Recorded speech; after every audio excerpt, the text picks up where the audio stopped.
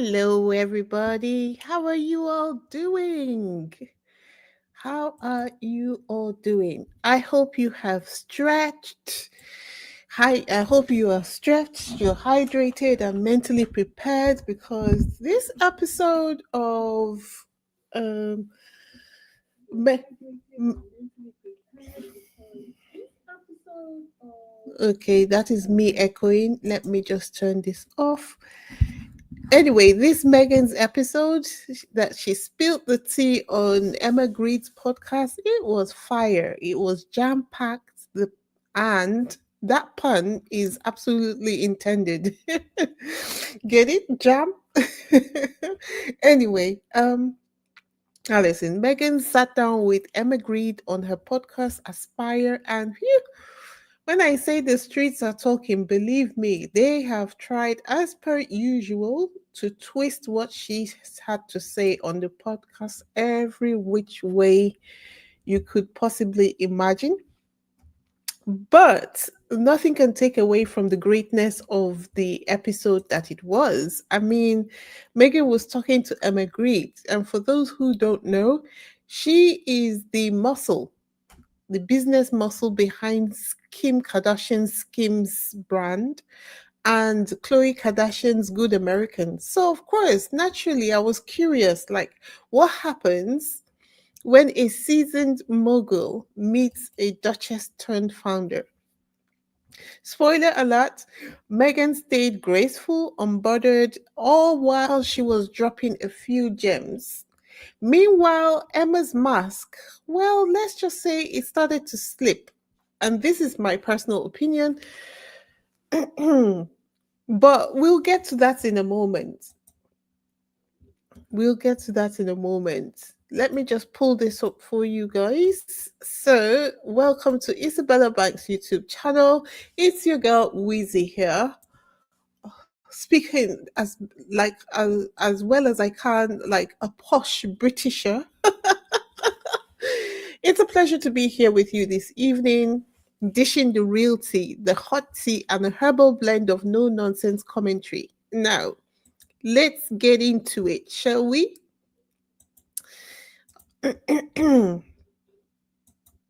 Excusez-moi. Let me just pull this up. So, just a second. So, first of all, Megan came in like the queen of calm that she is. She was so calm in that interview. It was definitely something to be admired. No press filter. No, it was so nice to just see her sitting down with someone who is as knowledgeable about the field of entrepreneurship as she is, or she's beginning to be. I know she has always been an entrepreneur, as she said in the podcast, but in the at the level at which she is at right now. I think that's what's so great about this podcast, because Emma Grede is someone who has worked with high net worth individuals and developed and maintained a high net worth kind of business. So much so that Kim Kardashian actually thought she was going to be able to go into private equity. That's how well she did for Kim Kardashian. And that's why people were guesstimating at one point that Kim Kardashian was a billionaire. I don't know whether that is still said to be true now, but she is being the one behind most of all the Kardashian brands to date. So it was really great to hear Megan having a conversation with her and holding her own in that conversation. Megan spoke directly to us.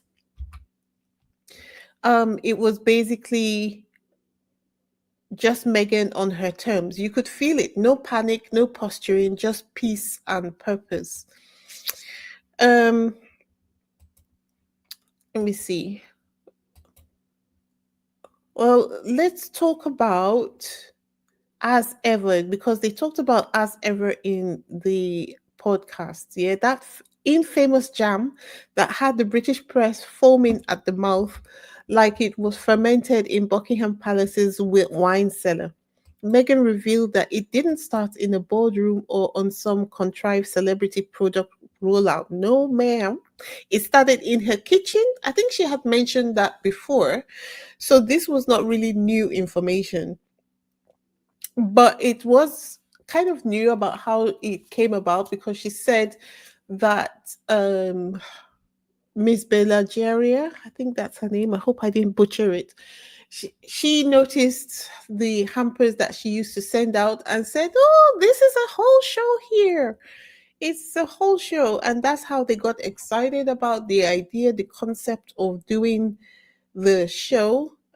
And yeah, it's been upwards, onwards, and upwards from that moment onwards. From that humble start to Netflix collapse and the full on brand that she did, she still got creative control. How many people who do deals with these streaming giants actually get to have full creative control?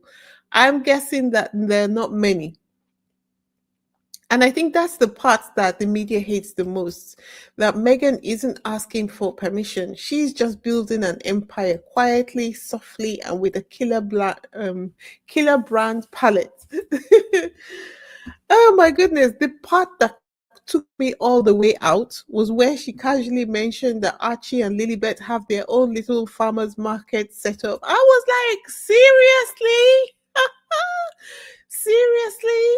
Are you serious? The winter kids are still learning how to wave properly, and Archie is out here making his own organic coin. At what age? Hmm. They grow produce, they sell it, they work the stand. It's giving Montessori realness. It's giving titles. Who? Megan's raising mini moguls, not monarchy mascots. Hallelujah to that. Now, this quote, somebody embroidered this on a pillow. My faith is greater than my fear. That's one thing, that's a mantra that Megan has chanted for a very long time. And I like most of some of the quotes that she does say, so it has sometimes when this particular quote just pops into my brain and I just say it to myself as well to give myself courage and to pump myself up for whatever it is that looks like a challenging situation that I'm facing. So yeah, it's great that she was able to also say this in this interview. And like I said, when Megan said I just kind of felt it in my chest. Like, this is not a soundbite. This is really something that she lives by because there's so many things to be fearful that if she was going to live by her fear, she would do nothing at all. So it stands to reason that she has this as a ready mantra to use when she is in fearful, scary situations. One thing I have to say about Megan, though, is that no wonder Charles called her tungsten. Hear me out before you jump on me. She is a lot stronger than she looks. She's a lot stronger than people give her credit for being. She is a lot stronger than most people because she is someone who, by all accounts, should not still be standing. There are loads of people who are going through less than what Megan has been through, and they are bent out of every recognizable shape you can imagine. But look at her. When Emma asked her whether she was afraid, she was like, "No, I'm not afraid." Yes, I know that the road's not going to be easy, but no, I'm not afraid. And she said it so calmly and casually as well. I was like, girl, ah, I like you. I mess with you. Yes, absolutely. Now, it might just be me. I am a Cancerian. So I am a Cancerian and I pick up on energy real quick. Like from 1,000 miles away, I pick up on energy. When somebody is talking to me and they're talking to me with a fake mask, it doesn't take me too long for my energy signal to intercept that energy. And I was just thinking to myself, well, Miss Emma, I like her. She sounds great and everything, but it just seemed to me like she was wearing a mask. I don't know. I don't know. The energy was very much like Let me see if I can catch Megan slipping. Did any of you catch that? Because it seems like she was trying to push Megan to answer, to say some things. Like she would ask a question for one question, she could ask four different ways. And Megan didn't call her out on it, but you could see as the interview progressed, she you could hear her begin to say things like I said, like I said. That means that she had already answered the question and you're asking her a different version of the same question. She's not calling you out impolitely, but she's telling you, I've already answered that question.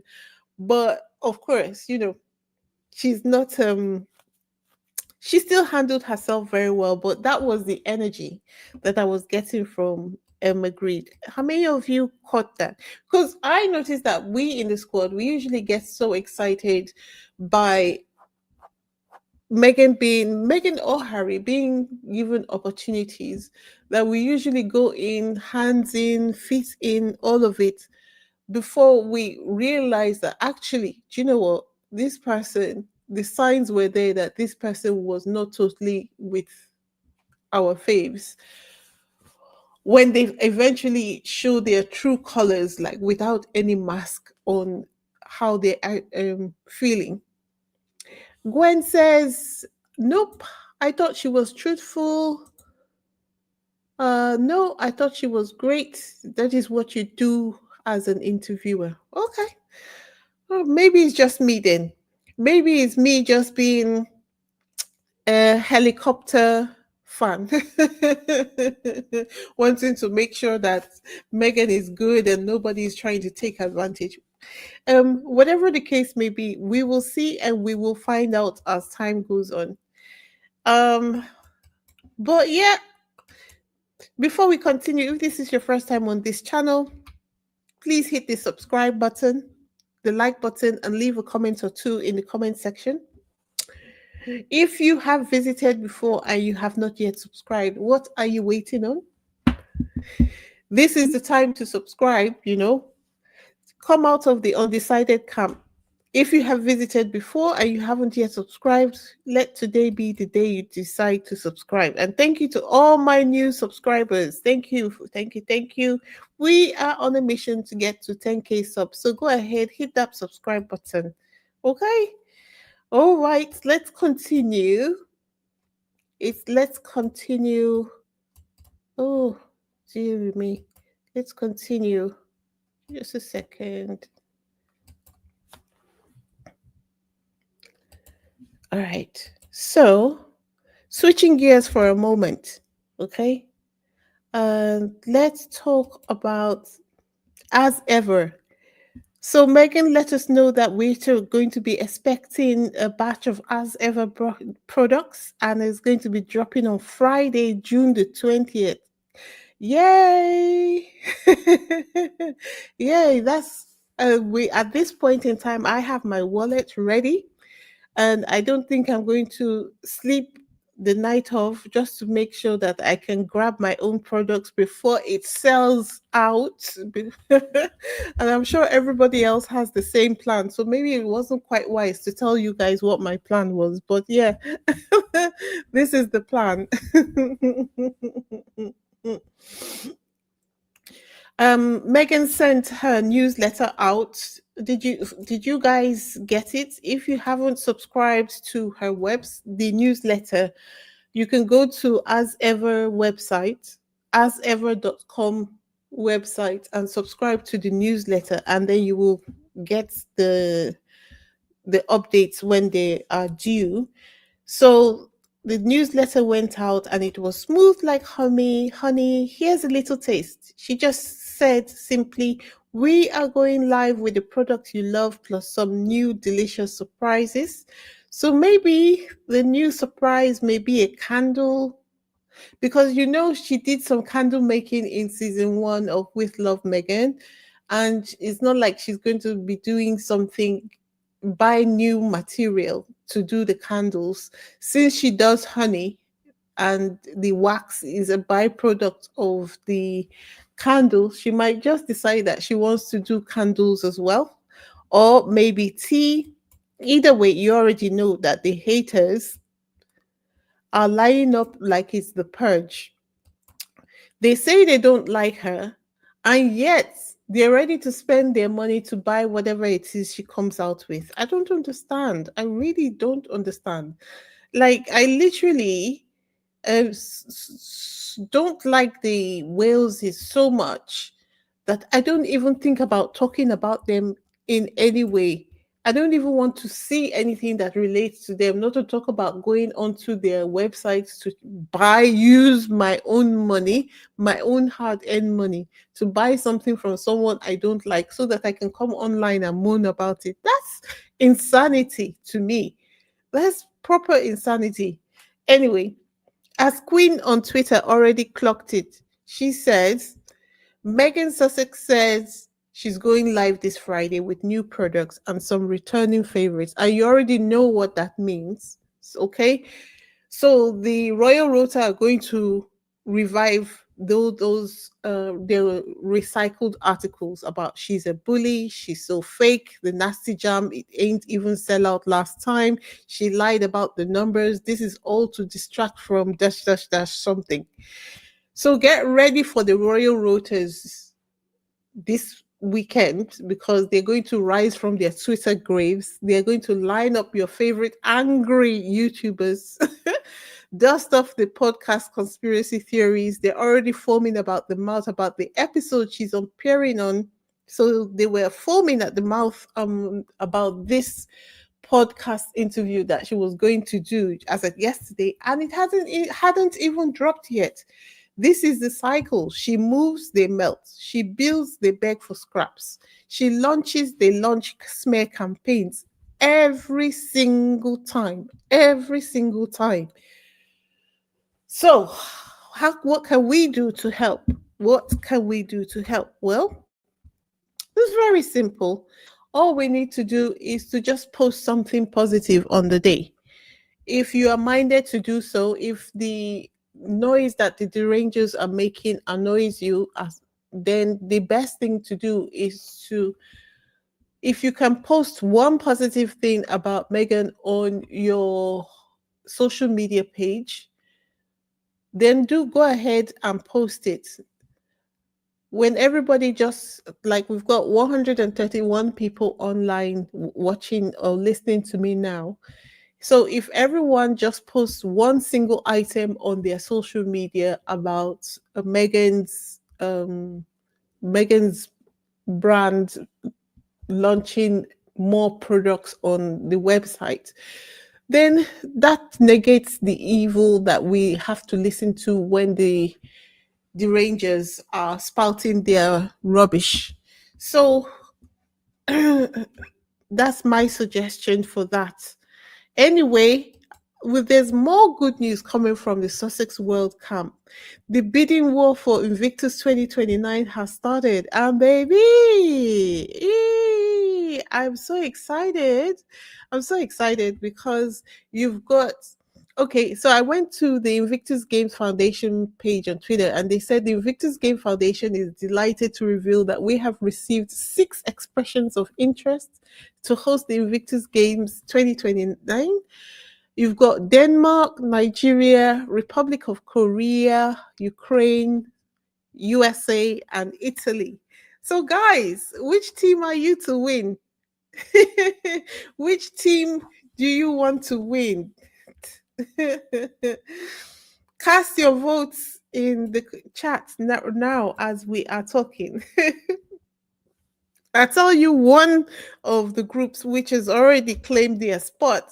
Of course, you know, Niger for show. Niger for show. They're already out here on Twitter claiming and claiming. They say Abuja, Nigeria is bidding as the host for Invictus Games 2029. We're ready to give it our best shot and showcase our beautiful city. Invictus Games Candidate City 2029, Abuja, Nigeria. So Niger for sure. They are out here claiming, and I'm sure they're going to do everything they can to get it to go to Nigeria. Yeah. Anyway, guys, so speaking of applying pressure, you know that whenever the Sussexes are doing something, the Rangers suddenly find a purpose in their lives, and the purpose that they didn't have before, they suddenly find their purpose in life. So, for Activism Tuesday, what I would recommend is if you have not watched the Emma Grede's podcast, please go ahead to watch it.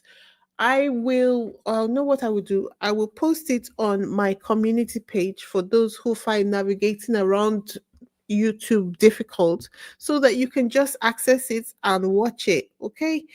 And when you watch it, please leave comments in the comment section because the derangers have gone there and they have completely bombarded the podcast with their negative comments. There right now there are about 5,000 comments and three-quarters of them are negative comments. So if you can, may I kindly suggest that you go there and leave a positive comment so that they know that um, people who watch the podcast are also people who wish the Sussexes well, and it's not just all about the Rangers.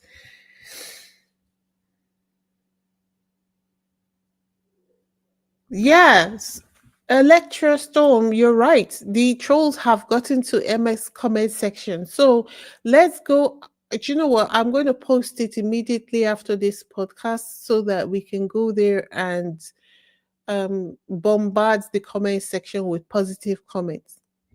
Um, UND Lane says these haters don't have anything useful to do with their time. Honestly, they don't. Like the way they spend so much time hating is a mystery that can lead to a discovery. If they spent all that time they used to hate just trying to rebuild their lives, they will be in such better positions than they are at the moment. Oh, look, the vote is very tight between Nigeria and Korea, you know. But of course, you guys know that I'm going to vote Nigeria, right? So I vote Nigeria. Let me see. UND lays it Nigeria, Korea. No, okay. So I'll take it that you voted Nigeria. And Ghislaine says Korea. Joanne says Korea. Gwendaliel says Korea or Nigeria. I take it you said Nigeria. So that's three or four Nigeria. Sylvia says Nigeria.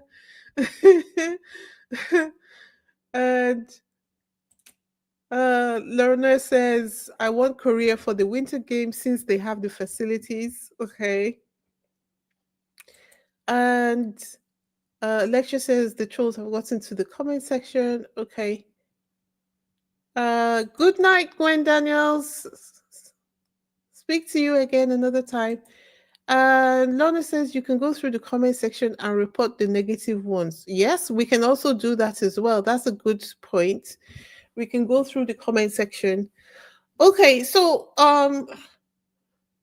let me hurry up and finish up with this podcast so that I can put or post the link to Emma Greed's podcast. Let's do a community service and go there and clean up that comment section. There's over 60,000 of us. So if half of us just go there and take over the comment section, we can use Emma's podcast with Megan as an example of what the squad can do. We can do it. All right, guys. As always, it's a pleasure to speak with you. Um, don't forget to like, subscribe, and hit that notification bell so you don't miss any updates. That's all I have for this evening. Thanks for tuning in, and until next time, this is Wheezy signing off. Peace.